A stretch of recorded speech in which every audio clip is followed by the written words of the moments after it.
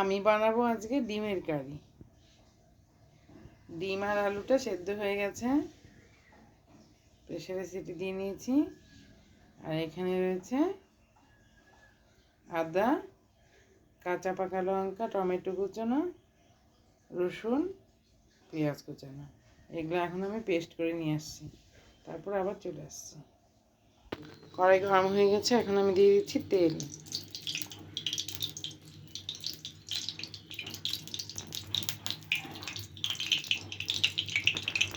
এবার ডিমে নুন হলুদ মাখিয়ে নিচ্ছি।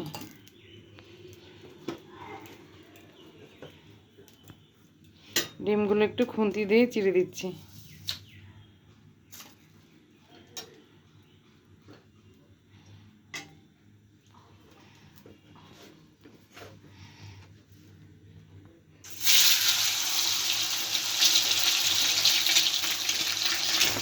ডিমটা ভাজা হয়ে গেছে, আমি নুন হলুদ মাখিয়ে আলুটা একটু ভেজে নেব।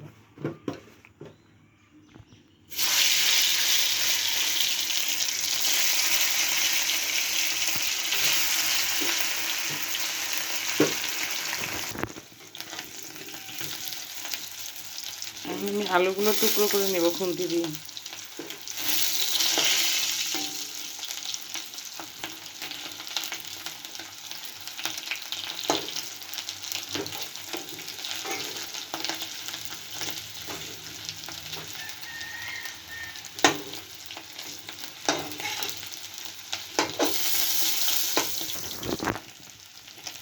আলুটা আমার ভাজা হয়ে গেছে, এখন নামিয়ে নেব।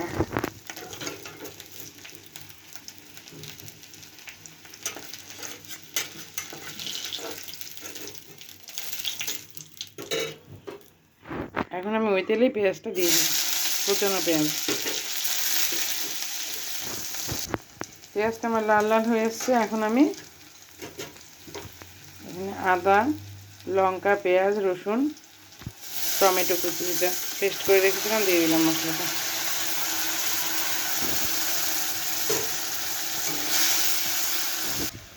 এখন দিয়ে দিচ্ছি হলুদ গুঁড়ো, সামান্য একটু লাল লঙ্কা গুঁড়ো, সামান্য একটু জিরে গুঁড়ো, সামান্য একটু ধনে গুঁড়ো, আর দিয়ে দেবো স্বাদ মতন লবণ।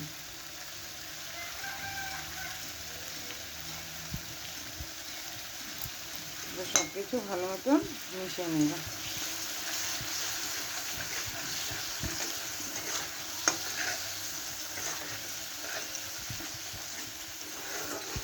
এবার মশলাটা ভালো করে কষে নেব। দেখুন মশলাটা আমার ভালো মতন কষে গেছে, তেল ছেড়ে দিয়েছে।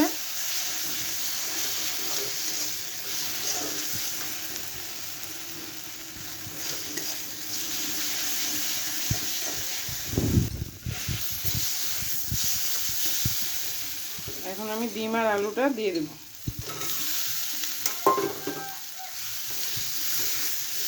ডিম আর আলু দিয়ে নেড়ে চেড়ে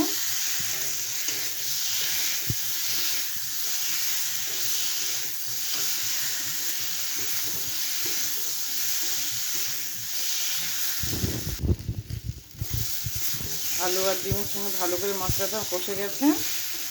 এখন আমি জল দিয়ে দেব।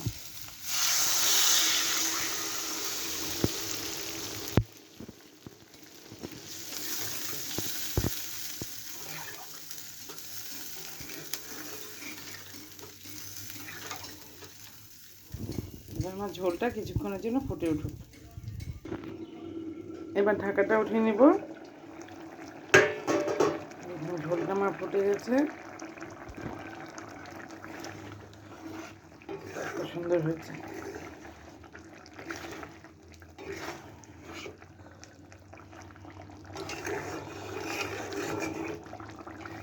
ঝটপট বানিয়ে ফেলুন ডিমের কারি।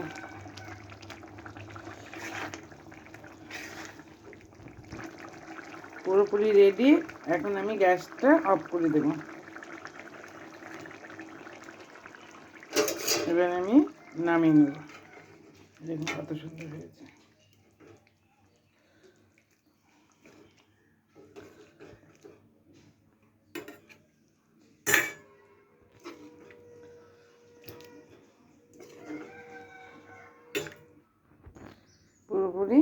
রেডি হয়ে গেছে আমার ডিমের কারি।